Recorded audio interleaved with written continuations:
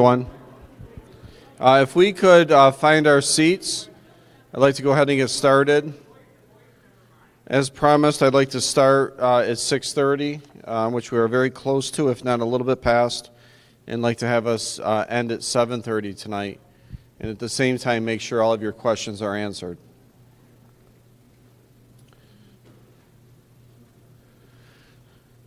Thank you. So good evening and welcome to our Capital Project Forum. Tonight we'll be focusing on what's in the project versus a lot of the conversations around the pools last time. I've received a lot of feedback from the community that the entire community participation portion was about the pools and they did not have an opportunity to ask their own questions. Having said that, I want to be really clear about saying that I do not blame the pool community at all for their advocacy because we do need to address the pools as well. If we think about the scope of where we are, we have a lot of work that needs to be done, and it needs to be done in phases, certainly. So we have about $300 million of work that over time needs to be done. That's prioritized through our building conditions survey. So everything that you're seeing in this project falls on that top tier. So we'll be going to the next level after this. So I want to thank the pool community actually for their advocacy. I also want to personally thank Karen Rakoff, Booster Club parent of the swim team, as she's been tough yet very fair while advocating for a new pool and a new pool plan. So I do want to share just some quick facts about the pool before we get started. We had an engineer inspection that was completed on the pools on Friday. I have since posted that inspection online. That is underneath the referendum portion of all of the meetings we've had so far. What that engineer inspection shared was that the results with proper upkeep and repairs, there's no reason for the pool shell, there's no reason the pool shell cannot function effectively for at least another 10 years.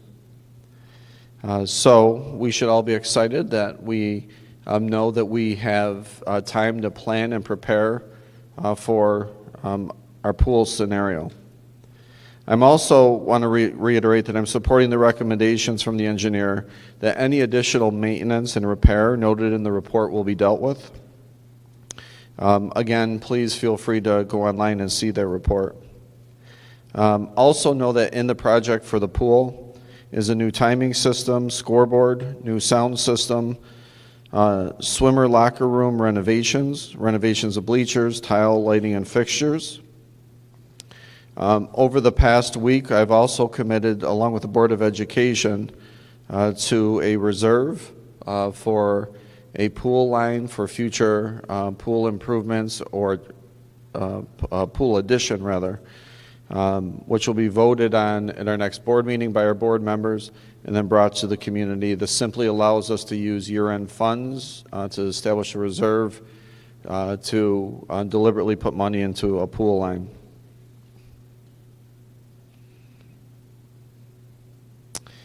Moving forward, I'd also share relative to the pools that I've committed to a process of working transparently and collaboratively with quarterly meetings with a task force of stakeholders to create a new pool center.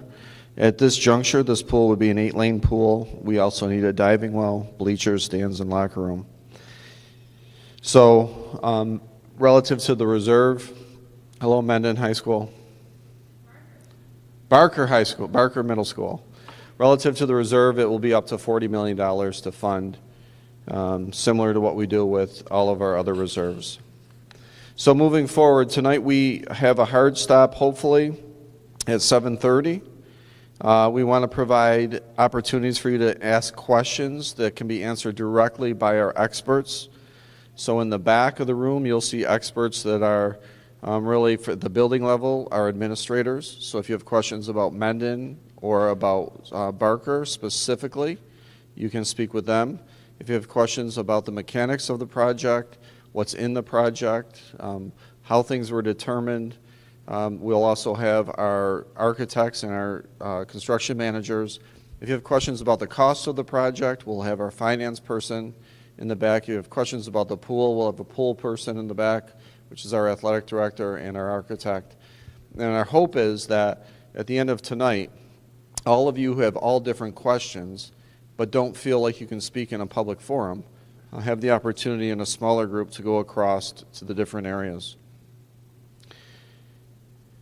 So tonight, I'm excited because to share with you that we're in really great shape as far as the capital project. We're also in great shape relative to our budget. Normally, you don't talk about the two hand in hand. I think we probably should in the future. Here's what we know. The budget that will be put forward to you in May will have a tax cap of around 0.08%, and that's for our normal budget. What you'll hear tonight a little bit is that the cost of this project relative to where we are currently has no impact on our capital levy. So it's all good things. So we're having a capital project, we're having a budget vote during a time when we have CPI at 8.1, and we have people with a lot of financial concerns. And so we have very minimal impact from our regular school budget, and certainly with this capital project that anyone will feel. So this has been done in a very respectful way where we can make improvements to our district and highlight the things that are extremely important. So tonight what you're going to hear is a heavy focus on safety and security in our district. You're going to see things in our presentation tonight that shares how all 9 of our districts need to make sure that our single point of entry is secured.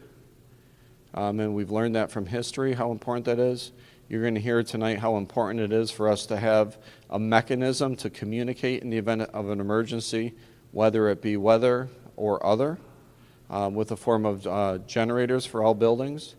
And you're also going to hear the importance of us being able to lock down all of our large group assembly rooms. So our music rooms, our gymnasiums, any room with a push door lock that otherwise we would not be able to defend in any kind of active shooter scenario, which is tough to talk about. So it's a good news event. I'm excited about this project. I'm excited that you're here. I'm excited that we can present this to you, and then shortly thereafter present our school budget with you and to you, both at very nominal, if not reductions from a capital budget and then our regular budget. So it's my pleasure to be able to speak with you about this evening. We're going to have our Assistant Superintendent for Business, Michael Vespi, come up and just take us through a 30,000-foot view and a little bit lower around the capital project. Also, please note that everything that we've done to date is housed online, everything from video to previous meetings to previous forums in our referendum section of our website. Thank you. Thanks, Mike. Grab your notes. So Mr. Perro's done a great job of setting the stage for our discussion tonight. I am not an architect or construction manager. I'm the Assistant Superintendent for Business, so I will be addressing financial questions afterwards.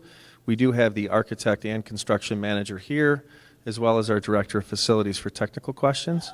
So again, we want to dedicate more time to have the individual conversations in the back, so I'm going to just give a high-level overview of our priority areas, the project scope from my perspective, and try to just summarize what we're proposing. Briefly talk about the financial considerations, and then we'll have that breakout. So there's been a lot of discussion and around the pools, and one of the interesting conversations we had with Parent Council was there's more conversation and discussion about pools, and kind of not enough conversation about what's really in the project that we're voting on. So, as Mr. Perro said, this project, first and foremost, is about safety and security. And that's getting double door entrances at every one of our locations where you're buzzed into the first door, you state your business and sign in, and before you can proceed through the next door, that information is validated. This is really an important aspect of the process. This is all of our buildings. We expect to get that work done as soon as we can. So with project approval, those will be plans that we try to push the architect to get into the state education for approval as soon as possible.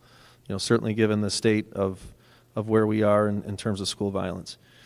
As was mentioned, new locks and areas of assembly, we said, to boil that down, that's gym, auditorium, cafeteria. That's right in this large gathering space, the locks on the auditoriums, so that it's easy to go in and out of the space, but if there is an emergency situation, you can lock them down very quickly.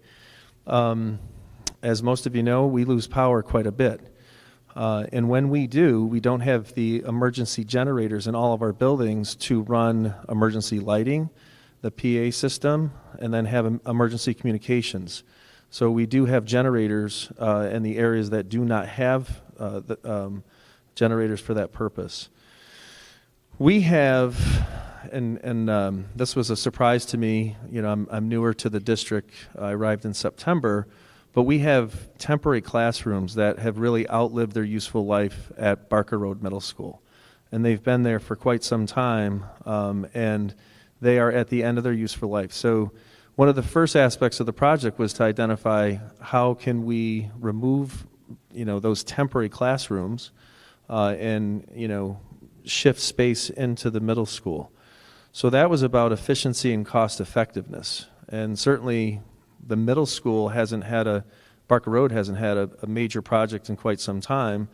And it goes back to before when, Barker Road was the middle school. So I think it's important to, look at the project design, and I'll mention more in a little bit about that. But that was certainly a priority aspect of this project.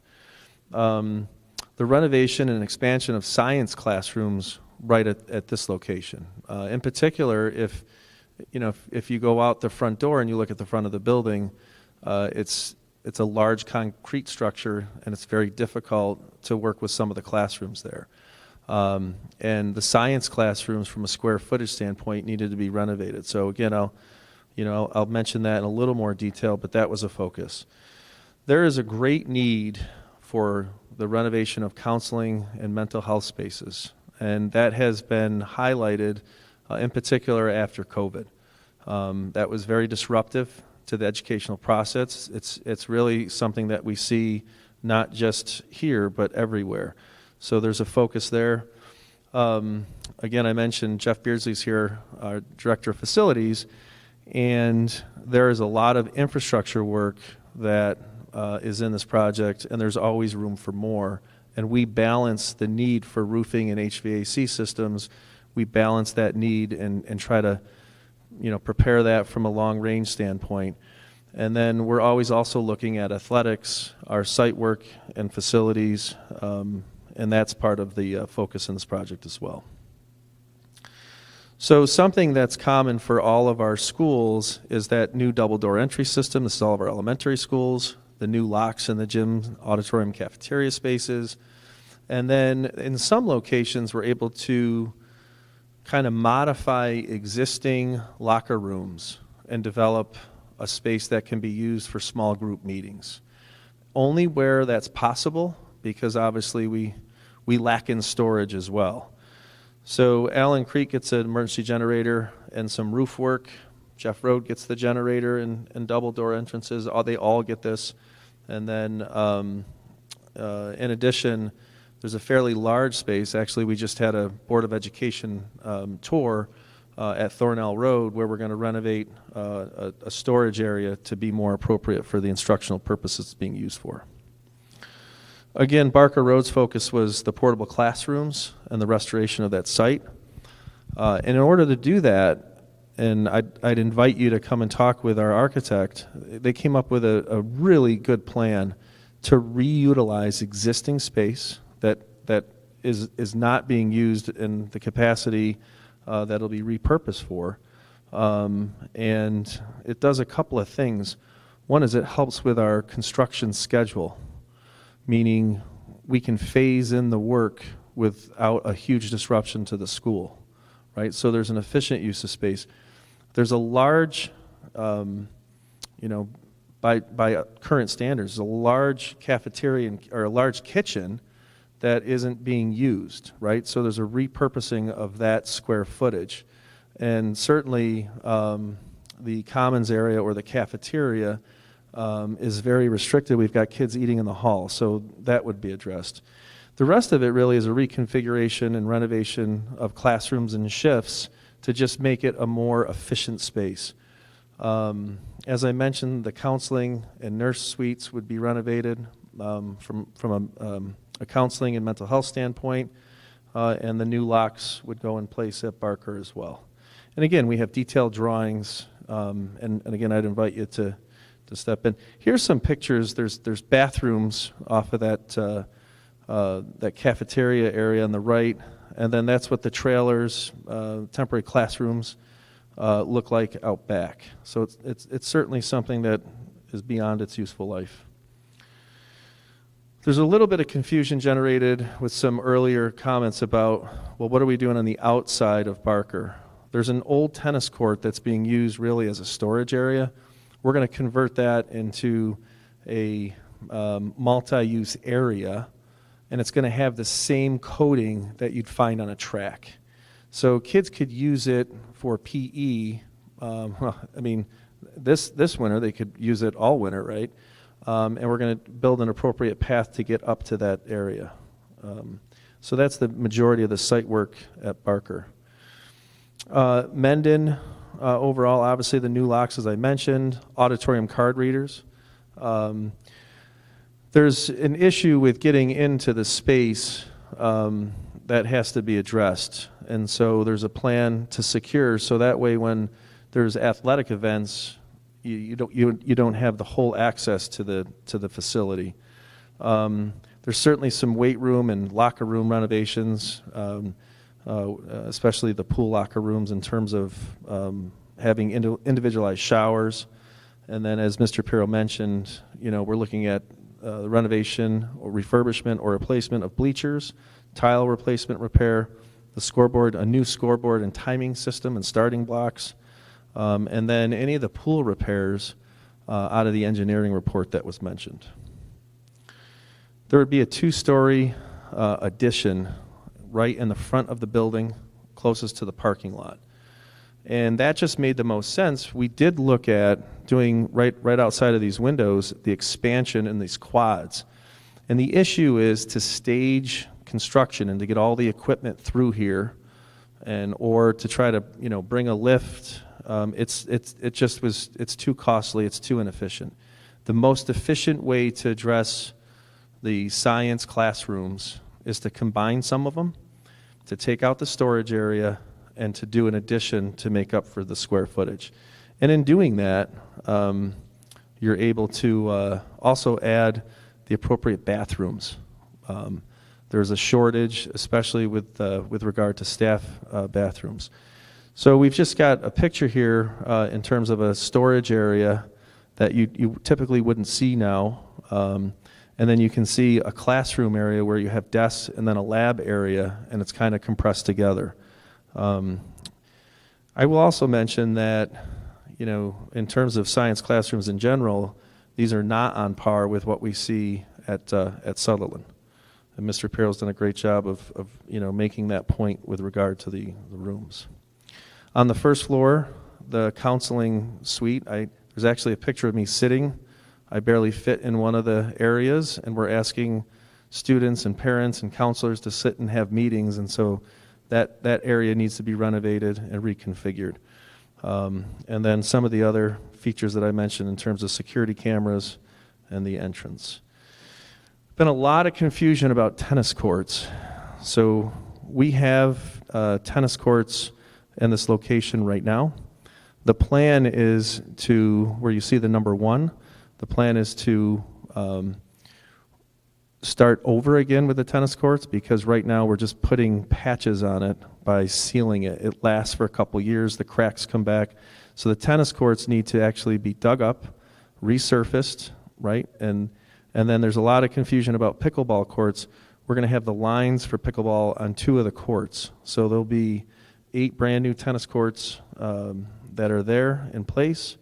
The other aspect, and again, surprising for me as kind of a new person to the district, there's no bathroom outside of the track. And there, this was discussions in a previous era, and with where we are at with safety and security now, it's time to have bathrooms. The track is used really extensively in nice weather for physical education, and so that's part of this project, is to have that be a teaching station that has the appropriate bathroom facilities. Sutherland High School, we need a generator, we need to replace sanitary lines, and we need to do some HVAC work. And that's really important, as well as obviously the double door security enhancements. Again, some confusion about the tennis courts at Sutherland. There are 4 fully functioning tennis courts in existence now with a smaller 5th tennis court. All we intend to do on the existing tennis courts, as they exist right now in that green area, is put striping on so that you could play tennis or pickleball. So we think that's a big enhancement, not a lot of money. Again, we don't know how long those tennis courts will hold up because they are older, but we think they'll be fine for general tennis and pickleball. What we do intend to do is build 8 new tennis courts in the green space next to the turf field. So those will be brand new tennis courts. The other thing that's important to note is that we need drainage on our baseball and softball fields where appropriate. So that's part of this project as well. And that really helps, especially in the early spring. And I'm sure Mr. Barker would be more than happy in the back to answer any follow-up questions in terms of athletics. So Calkins is 18 years old, and you wonder, well, why do we need to do a roof? Well, the roof and the design and the way, as Mr. Beardsley describes it, snow and ice fall off of the roof, the coating needs to be redone. So it is a really important part of the project. It needs an emergency generator. And then HVAC work in the auditorium, and of course, as I've said, for all of our 9 buildings, that double door entry. The lawn building, we're hoping to replace the windows. We've had one successful meeting with some of our very knowledgeable individuals in the area with regard to historical perspective. So we're going to work in collaboration to see how we can replace those windows so we can seal that building envelope. And we're going to work together on that. It is a historic building, so there's an extra layer and process that we have to go to make sure that that's successful, and we're going to work collaboratively to get that work done. For the transportation maintenance building, we do need to do some HVAC work, and we also need to replace the diesel tank. It's the other gas tank was replaced. Now it's time to do diesel, and we are cognizant that electric buses are going to be here. We would have to do this work in either way.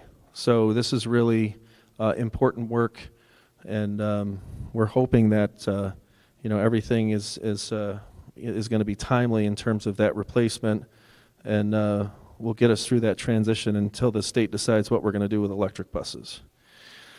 On the finances, I'm in the back to answer questions, but this is a $69.8 million project, and the costs are combined by location with the incidental and contingency budget. Happy to answer questions by location. There's a much more detailed PowerPoint with all the financial assumptions that we've talked about. Just for the sake of time, we're going to move on. The district's done an outstanding job of saving $14 million to offset the cost of this project. So when we go to bond or borrow or finance the balance of the project, we'd only have to finance up to $55.8 million. So you're going to vote on the authorization to spend that $14 million. You're also going to vote on providing the district the ability to bond up to $55.8 million. Why now? We're actually a little late. There was consideration of putting this project off during COVID for obvious reasons, but we've reduced our debt by $5.1 million. We've completely paid it in full. Usually what happens is you know that it's going to be paid in full, and 2 or 3 years before this, you go out for a vote and time the new financing in that manner. So we weren't able to do that because of COVID. That's okay. It's paid in full, so that's why we're not expecting an impact on the capital levy, because we've paid a significant portion of that money down. The state covers 74.9% of eligible expenses. Most of what we have described in this project is eligible for aid, right? So roughly 85 to 86% of what we've talked about is eligible for aid. So I don't want to get in, unless you're a math major out there or really good at math, it's a percentage of a percentage, but that's really good from the standpoint, for every dollar that we spend, the state's going to reimburse those eligible expenses by 74 cents. And that's, the finance cost over a period of time. So for illustration purposes, we've talked about what this project would cost, but again, the cost is going to be covered from the drop in debt from previous projects. So I'd be happy to answer specific questions in the back regarding finances. I know I'm trying to go quickly to keep as much time as possible for those opportunities. So we have this public forum tonight. Again, we'd invite you to ask questions. We've got the stations. We're going to have a public hearing. I will probably do the same presentation that I just did. I will probably do again on the 14th. It's not required, but it's certainly a, kind of a process that I file just in case, just from a state regulatory situation. The vote is on March 28th from 7 until 9. So again, this is the Q&A time. We've got experts to talk about Mendon, Barker, financial questions, and then any safety, roofing, and HVAC questions, along with general questions for the architect and construction manager. So there's a large turnout, which is great to see. So we just ask that you're respectful and take turns and don't dominate the conversation at a particular table, and just be respectful of everyone's times. So, Mr. Pirro, anything to add before we break out into the group? Thanks, Mike. I would just reiterate the fact that tonight's presentation will be online. Everything has been online. And if you look behind you, you can see the different areas of stations where you have questions. And want to thank you all again for coming out tonight. And if there's any questions that you feel weren't sufficiently answered, you can certainly email me or Mike Vespi, and we can make sure we get you those answers. No. So only if you're in that area. So if you have your own particular questions, I would make sure that you go to each of the specific areas with your questions. It's not audio tape, but they will be sharing with us the questions that were asked, and that will help us with answering commonly asked questions. That's correct. That's right. So this is our second forum. So thank you. Okay, so it's 7 o'clock right now, so we have at least 30 minutes now to go ahead and go to the experts you'd like to chat with, and thank you again for coming out.